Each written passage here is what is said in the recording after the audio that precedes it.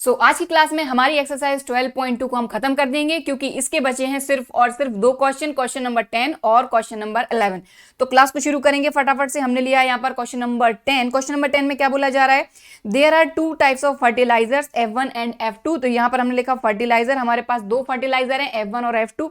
तो यहाँ पर लिख लेते हैं, ये हो गया अपना F1 और ये हो गया अपना F2, दो फर्टिलाइजर है। ठीक है, इसके बाद बोला जा रहा है F1 consist of 10% nitrogen and 6% phosphoric acid. तो यहां पर हमको ये बोला जा रहा है कि जो हमारा फर्टिलाइजर F1 है इसमें 10% तो नाइट्रोजन है और 6% फॉस्फोरिक एसिड है। तो यहां पर लिख लेते हैं कि ये हो गया आपके पास 10% नाइट्रोजन और 6% फॉस्फोरिक एसिड। 10% इस तरीके से लिख लेते हैं। ठीक है, इसके बाद हमको आगे बोला जा रहा है F2 consist of 5% nitrogen and 10% phosphoric acid.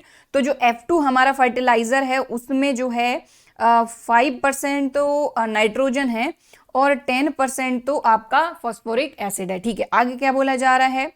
After testing the soil condition, a farmer finds that she needs at least 14 kg of nitrogen and 40 kg of phosphoric acid for her crop। अब देखिए यहाँ पर जो farmer है उसने ये test किया soil को, और उसको सॉइल को चेक करने के बाद उसने ये देखा कि she needs at least 14 kg of nitrogen and 14 kg of phosphoric acid for her crop. उसकी क्रॉप के लिए उसको नाइट्रोजन भी चाहिए और फॉस्फोरिक एसिड भी चाहिए, और उसकी जो क्वांटिटी है वो कितनी होनी चाहिए? 14 kg nitrogen, 14 kg phosphoric acid. तो यहां पर ये अपना बन गया एक लिमिटेशन कि उसको जो नाइट्रोजन है ये 14 kg तो चाहिए ही चाहिए एटलीस्ट। वर्ड का मतलब समझो, यहां पर क्या बोला जा रहा है? A farmer find that she needs at least 14 kg of nitrogen, 14 kg of phosphoric acid. तो एटलीस्ट यानी कम से कम 14 kg तो चाहिए ही चाहिए, तो यानी कि एटलीस्ट। ओके, और फॉस्फोरिक एसिड भी एटलीस्ट 14 kg तो अपने को चाहिए ही चाहिए। तो ये बन गए अपने कंस्ट्रेंट। आगे क्या बोला जा रहा है कि if F1 cost 6 rupees per kg। देखो जो अपना फर्टिलाइजर F1 है उसका कॉस्ट अपने को दिया है, लिख लेते हैं यहां पर 6 रुपीज पर kg, और जो अपना F2 फर्टिलाइजर है उसका है 5 rupees per kg, 5 rupees per kg। तो आगे हमसे बोला क्या जा रहा है? Determine how much of each type of fertilizer should be used so that nutrients requirement are met at a minimum cost। what is the minimum cost? देखो यहाँ पर ये बोला जा रहा है कि दोनों फर्टिलाइजर को किस तरीके से यहाँ पर यूज किया जाए जिससे कि जो न्यूट्रिएंट्स रिक्वायरमेंट है वो भी फुलफिल हो सके अपनी, और अपने को कॉस्ट जो है वो भी मिनिमम मिल सके। तो मिनिमम कॉस्ट भी अपने से पूछा है, व्हाट इज मिनिमम कॉस्ट और मेट अ मिनिमम कॉस्ट। तो ये आ रहा है आपका कॉस्ट, इसको अपने को मिनिमम करना है, मतलब मिनिमाइज करना है, मतलब ये हो गया अपना अपना ऑब्जेक्टिव फंक्शन। ठीक है, चलिए तो फटाफट से अपन क्या करेंगे। पहली चीज तो ये कि यहां पर पूछा है determine how much each type of fertilizer. तो F1 जो फर्टिलाइजर है अपन सपोज कर लेंगे कि वो x kg यूज हो रहा है, और F2 फर्टिलाइजर को सपोज कर लेते हैं कि y kg यूज हो रहा है। ओके, चलिए let x kg of fertilizer F1 and y kg of fertilizer F2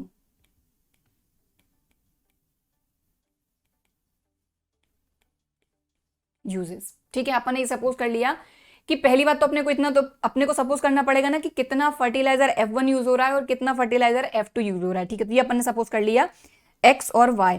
अब यहां पर हमसे पूछा है कि मिनिमम कॉस्ट, तो अपना जो ऑब्जेक्टिव फंक्शन है ये कॉस्ट से ही निकलेगा।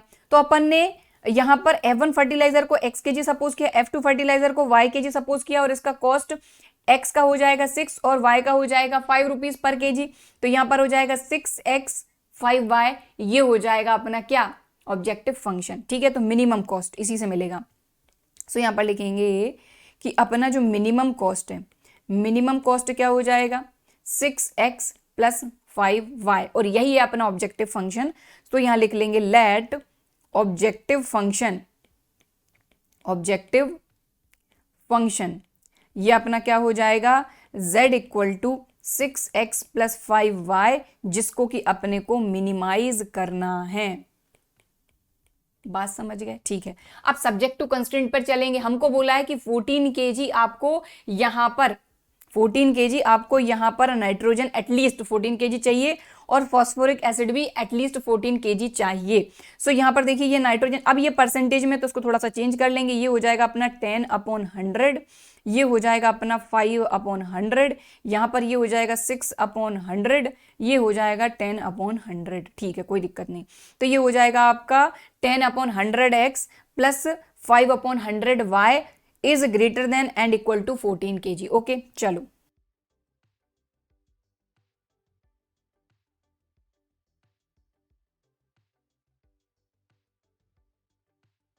ओके, लेकिन इसको थोड़ा सा सॉल्व करेंगे। तो सॉल्व करेंगे तो आप देखें ये जो 100 है, सभी जगह अगर 100 से मल्टीप्लाई कर दो तो ये हो जाएगा 10x plus 5y is greater than and equal to 1400, और सभी जगह अगर 5 से और डिवाइड करो तो और काम बन जाएगा। तो ये हो जाएगा 5 2 जार 10, 5 1 जार 5, 5 2 जार 10, 5 8 जार 40 और ये 0 2 80। तो ये पहला कंस्टेंट आया, थोड़ा सा सिंप्लीफाई कर लिया अपन ने इसको। ठीक है, तो ये कंस्टेंट किसका है? ये कंस्टेंट है नाइट्रोजन का, कि नाइट्रोजन के लिए हमको बोला गया है कि एटलीस्ट 14 kg नाइट्रोजन तो चाहिए ही चाहिए, राइट। तो पहला कंस्टेंट आ गया। अब दूसरे की बात करते हैं। अब हमको यहाँ पर ये भी बोला गया है कि जो फॉस्फोरिक एसिड है ये भी एटलीस्ट 14 kg होना चाहिए। तो यहाँ पर फॉस्फोरिक एसिड F1 के लिए बोला गया 6% है, F2 के लिए बोला गया 10% है। तो यहाँ पर ये हो जाएगा 6/100x plus 10/100y is greater than and equal to 14। तो दूसरा अपने को कंस्टेंट मिल गया।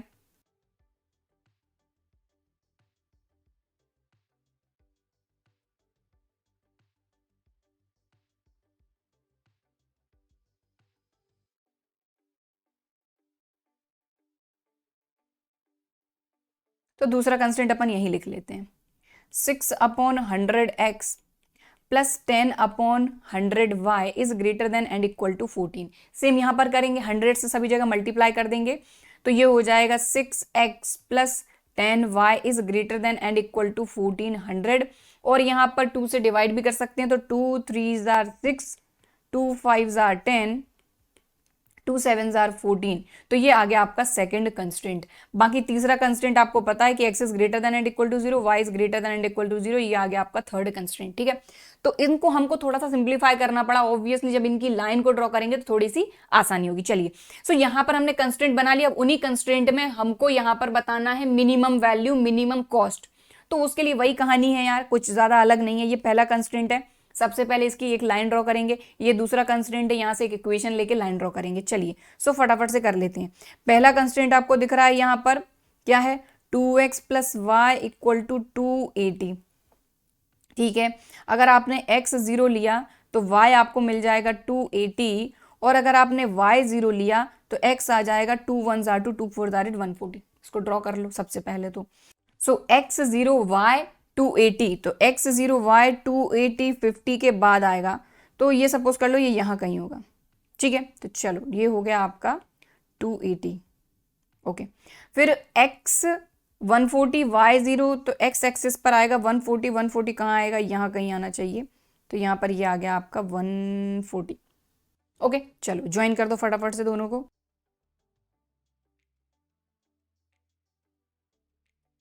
ज्वाइन करने के बाद पहला काम ये होता है कि पॉइंट्स को मेंशन करेंगे और लाइन को मेंशन करेंगे।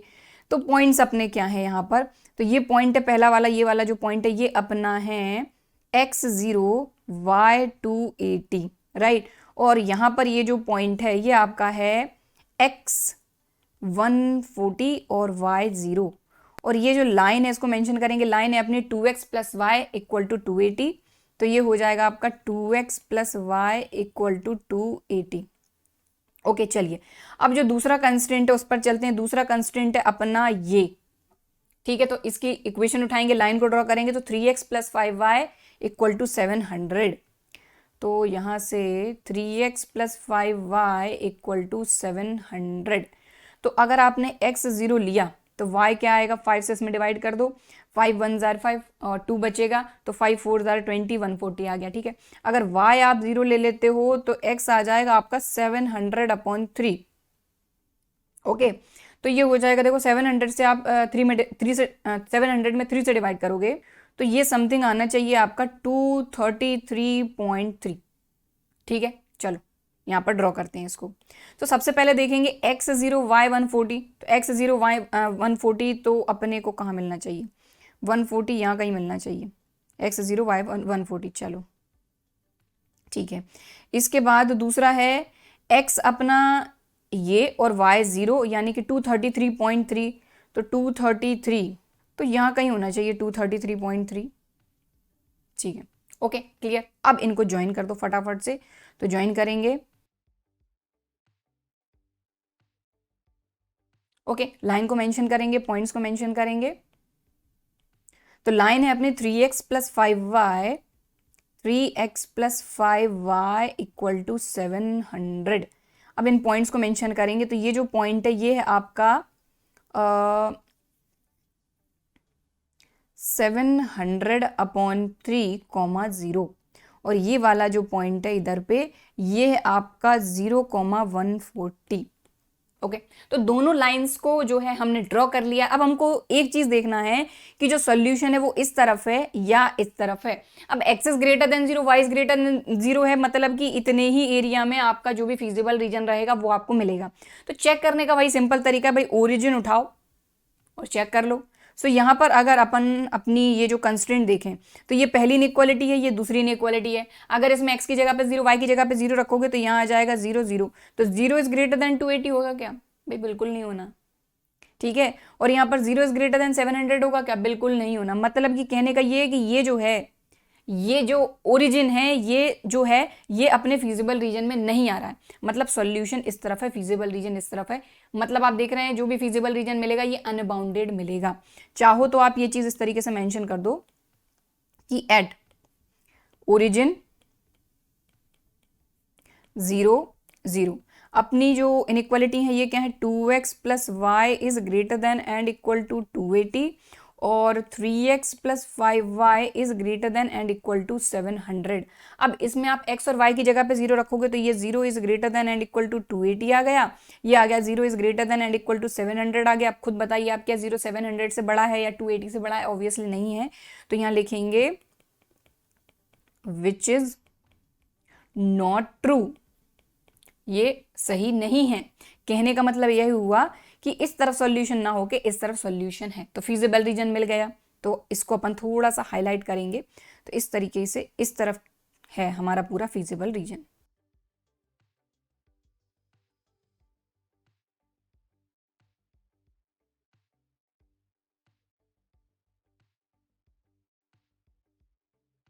ओके, तो फिजिबल रीजन मिल गया, लेकिन ये अनबाउंडेड है।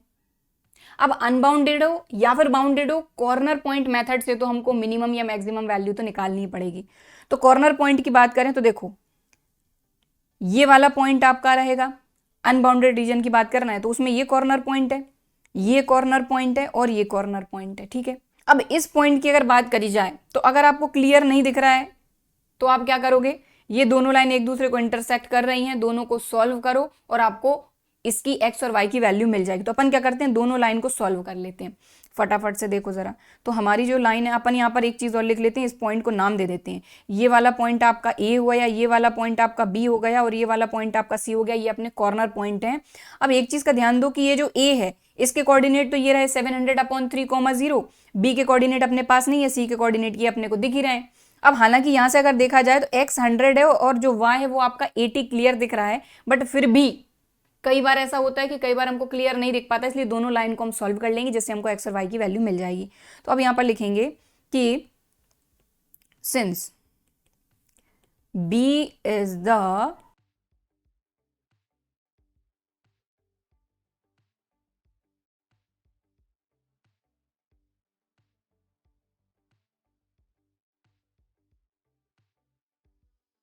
बात समझ में आई। हमने क्या लिखा कि जो b है ना ये इंटरसेक्टिंग पॉइंट है दो लाइन का, इन दोनों लाइन का इंटरसेक्टिंग पॉइंट है, दोनों को सॉल्व कर लो, इन दोनों का हमको इंटरसेक्शन पॉइंट मिल जाएगा। चलो फटाफट से सॉल्व करेंगे, तो आप भी फटाफट से सॉल्व करिए यहां पर।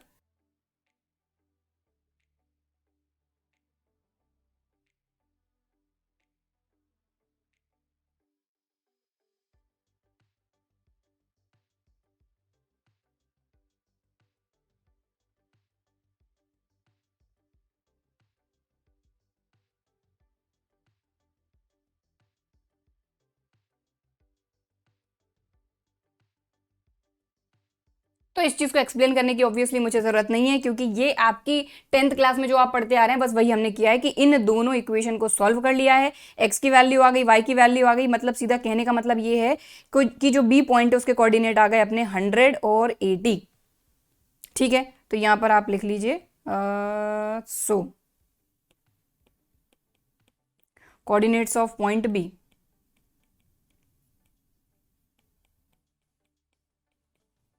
ये क्या आ गए आपके 180।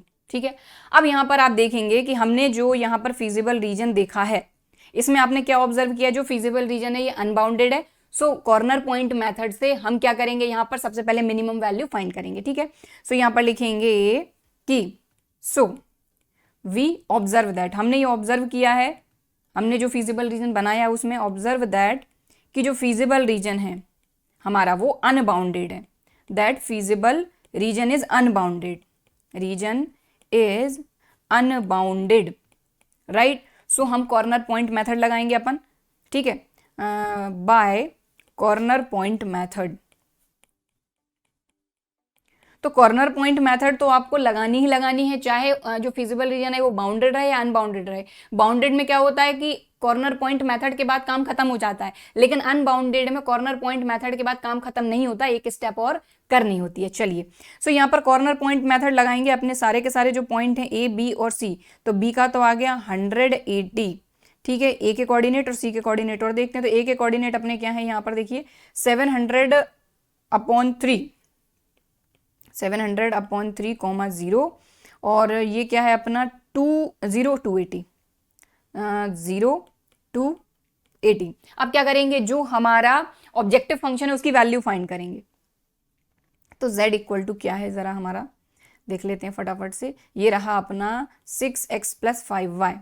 ठीक है, तो इसकी वैल्यू अपन फटाफट से फाइंड कर लेते हैं। 6x + 5y, तो सबसे पहले इधर की फाइंड करेंगे। तो देखो यहाँ पर क्लियर दिख रहा है कि y तो 0 है, तो ये वाला टर्म तो 0, सिर्फ इसका सॉल्यूशन होगा। तो ये हो जाएगा 6 × 700/3, 3 2 6, 2 7 1400। ओके, चलो अब यहाँ पर करेंगे z इक्वल टू 6 × 100, ये हो गया 600, 8 5 40, तो ये हो जाएगा 400, तो ये आ जाएगा 1000। ओके, इसके बाद x का यहाँ पर 0 से हो जाएगा तो 0, और ये हो जाएगा आपका 28 × 5, ये हो जाएगा अपना 1400। ओके, क्लियर हो गई बात। अब यहाँ पर एक चीज का ध्यान दें, हमको बताना है मिनिमम कॉस्ट। तो यहाँ पर मिनिमम वैल्यू यहाँ पर 1400, 1000 और 1400, तो क्लियर दिख रहा है कि ये जो 1000 है ये अपनी मिनिमम वैल्यू है यहाँ पर। तो यहाँ पर अपन ये तो लिखेंगे कि here minimum value small m equal to क्या है अपनी 1000 रुपीज, राइट। बट क्योंकि जो फिजिबल रीजन है ये अनबाउंडेड है, इसीलिए हम इसको मिनिमम वैल्यू डायरेक्टली नहीं कह सकते। ये मिनिमम वैल्यू हो भी सकती है और नहीं भी हो सकती है, उसके लिए हमको एक लाइन और ड्रॉ करनी पड़ेगी। तो यहां लिखेंगे कि since feasible region is unbounded, right?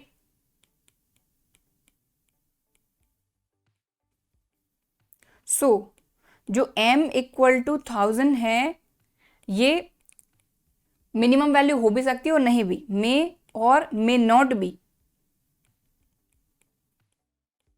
Minimum value. ठीक है, टू डिसाइड दिस, इस चीज को डिसाइड करने के लिए एक लाइन और ड्रॉ करनी पड़ेगी।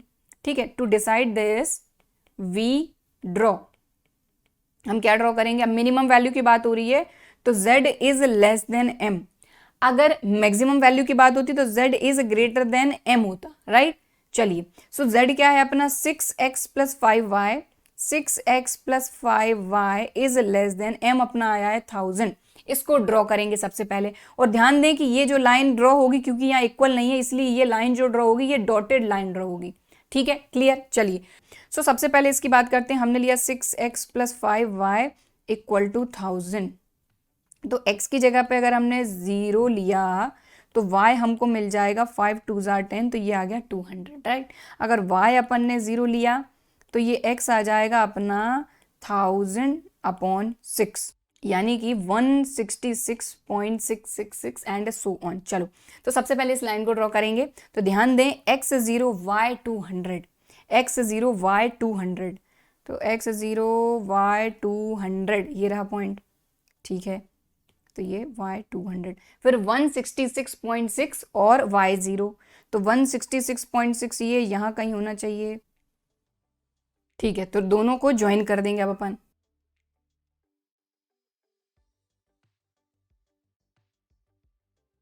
Okay, clear. और एक चीज और, मैंने इसको सीधा ड्रॉ कर दिया, इसको आपको डॉटेड ड्रॉ करना है, या फिर मैं इसको अलग कलर से ड्रॉ कर देती हूँ ताकि आपको क्लियर समझ में आ सके।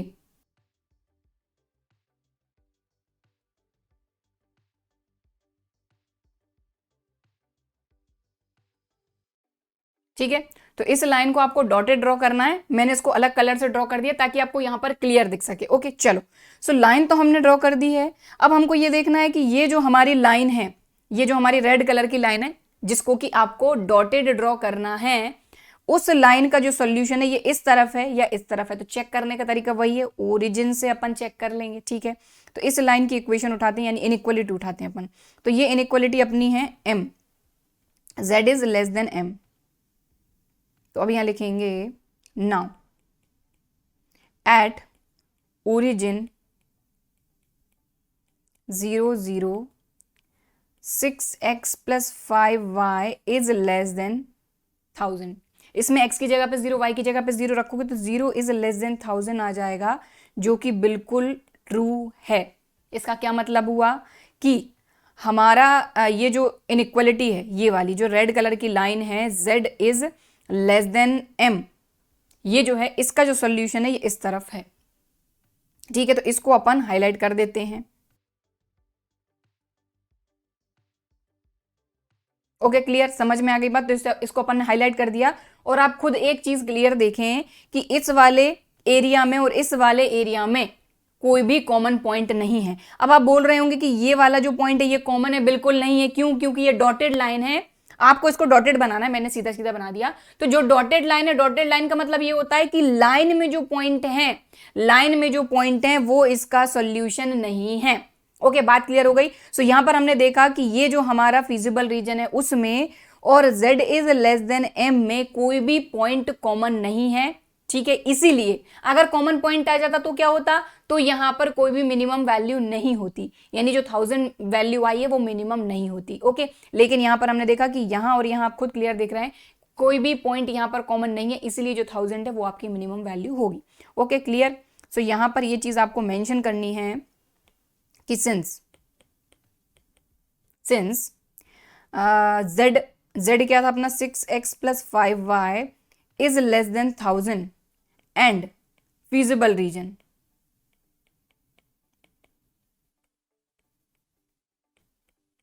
has no point in common,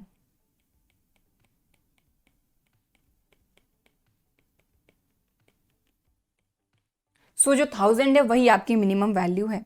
so minimum value 1000 आई और मिनिमम कॉस्ट अपने को बताना था, तो वही मिनिमम कॉस्ट है। तो मिनिमम कॉस्ट जो है ये आया अपना 1000 रुपीज। लेकिन कब, किस पॉइंट पर आया, खुद देखिए, इस पॉइंट पर आया। इस पॉइंट का मतलब कि 100 क्या रहेगा आपका, हमने क्या सपोज किया था x और y को, हमने सपोज किया था कि फर्टिलाइजर F1 x kg और fertilizer Y2 y kg use होना चाहिए, ठीक है। तो यहां पर ये चीज भी मेंशन अपने को करनी है कि when x इक्वल टू 100 और y इक्वल टू 80 kg, थोड़ा सा आप प्रॉपर इसको लिख लीजिएगा। ओके, तो इस तरीके से ये क्वेश्चन खत्म होता है। बस यहां पर यही देखना है कि अनबाउंडेड जो रीजन आएगा, अगर आपका अनबाउंडेड फिजिबल रीजन आता है तब आपको एक एक्स्ट्रा स्टेप यहां पर करनी होती है, ठीक है। तो चलिए, इस तरीके से क्वेश्चन नंबर 9 खत्म होता है। अब आते हैं हम क्वेश्चन नंबर क्वेश्चन नंबर 10 खत्म होता है, आते हैं क्वेश्चन नंबर 11 पर। ये क्वेश्चन में तो कुछ है ही नहीं, सीधा सीधा अपने को क्या बोला है, कॉर्नर पॉइंट्स अपने को दिए गए हैं फिजिबल रीजन के, determine by the following system of linear inequality. ये लीनियर इनइक्वालिटी है अपनी, ठीक है। और ये अपने को कॉर्नर पॉइंट दिए हुए हैं, ये अपने को अपना ऑब्जेक्टिव फंक्शन दिया हुआ है, और यहां पर हमसे ये पूछा जा रहा है और हमको ये बोला जा रहा है कि जो मैक्सिमम वैल्यू है ये 2 पॉइंट पर अकर हो रही है। तो इनमें से कौन सा ऑप्शन सही है। देखो, सबसे पहली चीज तो ऑब्जेक्टिव फंक्शन क्या है अपना, p x plus q y, और अपने को सब्जेक्ट टू कंस्ट्रेंट अपने को दिए गए हैं 2x plus y is less than and equal to 10, x plus 3y is less than and equal to 15 और x comma y is greater than and equal to 0। ये अपने सब्जेक्ट टू कंस्ट्रेंट है। इसके बाद हमको जो कॉर्नर पॉइंट दिए गए हैं, कॉर्नर पॉइंट, या फिर रुको ढंग से बनाते हैं थोड़ा सा, कॉर्नर पॉइंट अपने को दिए गए हैं 0 0, देखो 0 0 5 0 3 4 5 0 3 4 0 5, ये कॉर्नर पॉइंट अपने को दिए गए हैं जिन पर अपन मैक्सिमम या मिनिमम वैल्यू फाइंड करते हैं। और यहाँ पर अपना z इक्वल टू, अपने को z इक्वल टू क्या है, पी एक्स क्यू वाई, तो ये लिख लिया p x plus q y. ठीक है, अब हमको एक चीज यहाँ पर ये बोली जा रही है कि condition on p and q so that the maximum of z occurs at both 3 4 and 0 5। यहाँ पर हमको ये बोला जा रहा है कि p और q की कौन सी कंडीशन इनमें से आएगी जिससे कि जो हमारा z है ये मैक्सिमम हो। लेकिन यहाँ पर बोला गया कि ये जो दो पॉइंट हैं 3 4 0 5 इन पर मैक्सिमम वैल्यू आ रही, तो अपन क्या करते हैं, सबसे पहले तो मैक्सिमम वैल्यू फाइंड करते हैं, बाकी 3 4 और 0 5 पर अपने को बोला गया है कि मैक्सिमम वैल्यू आ रही है। ठीक है, तो सबसे पहले z की वैल्यू फाइंड करते हैं। तो यहाँ पर देखें z equal to p x q y, तो 0 0, तो ये तो 0 आ गया। यहाँ पर z इक्वल टू देखें तो ये हो जाएगा आपका 5p और 0q, तो खत्म हो गया। इसके बाद ये हो जाएगा आपका z equal to 3p plus 4q, और यहाँ पर z इक्वल टू हो जाएगा 0p, तो p तो खत्म हो गया, ये हो जाएगा 5q। अब हमको ये बोला जा रहा है कि ये जो दो वैल्यू हैं आपकी, ये दो वैल्यू हैं, इस पर आपको z मैक्सिमम मिल रहा है। तो सीधी सी बात है, अगर ये मैक्सिमम है और इन दोनों पॉइंट पे मिल रहा है तो ऑब्वियसली ये दोनों वैल्यू इक्वल होंगी, राइट। कई बार ऐसा हुआ है कुछ क्वेश्चन में कि दो वैल्यू एक जैसी आ गई हैं जो या तो मैक्सिमम है या मिनिमम है, तो दो पॉइंट पे भी आपको मिल सकता है। तो यहाँ लिखेंगे सो ये जो 3p है, 3p प्लस 4q है, और जो 5q है, ये ऑब्वियसली इक्वल हो जाएंगे, सिंपल सी बात है। चलो अब क्या करेंगे, 3p यहीं रखो, 4q को उधर भेज दो, तो ये हो जाएगा 5q माइनस 4q, तो ये आ गया आपका 3p इक्वल टू q।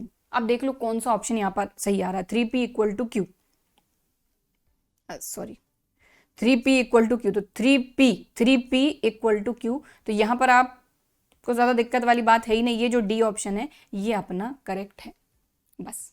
तो यहाँ पर इस क्वेश्चन में तो कुछ था ही नहीं, सिर्फ हमको यहाँ पर दिया हुआ था अपना ऑब्जेक्टिव फंक्शन, और हमको ये बोला गया था कि इन दो पॉइंट पर मैक्सिमम अकर कर रहा है आपका ऑब्जेक्टिव फंक्शन, तो आपको इनमें से p और q के लिए कौन सी कंडीशन एप्लीकेबल होगी, तो वही कंडीशन आ गई। लीजिए, क्योंकि ये दोनों क्या थे, मैक्सिमम थे, मतलब ऑब्वियसली इक्वल होंगे, इक्वेट कर दिया, जिससे हमको ये वाली कंडीशन मिल गई। ठीक है, तो इस तरीके से जो क्वेश्चन नंबर आपका 11 इसका आंसर आता है डी, और क्वेश्चन नंबर 11 के साथ ही जो आपकी एक्सरसाइज 12.2 है ये होती है समाप्त, और आज की क्लास भी ऑब्वियसली समाप्त। ठीक है, सो आई होप कि क्वेश्चन दोनों आपको अच्छी तरीके से समझ में आए होंगे और वीडियो भी पसंद आया होगा। वीडियो पसंद आया है तो ऑब्वियसली लाइक ज़रूर करना है, शेयर ज़रूर करना है, और सब्सक्राइब नहीं किया है तो सब्सक्राइब ज़रूर करना है। तो चलिए फिर मिलते हैं अगले वीडियो में, तब तक के लिए बाय एंड थैंक यू।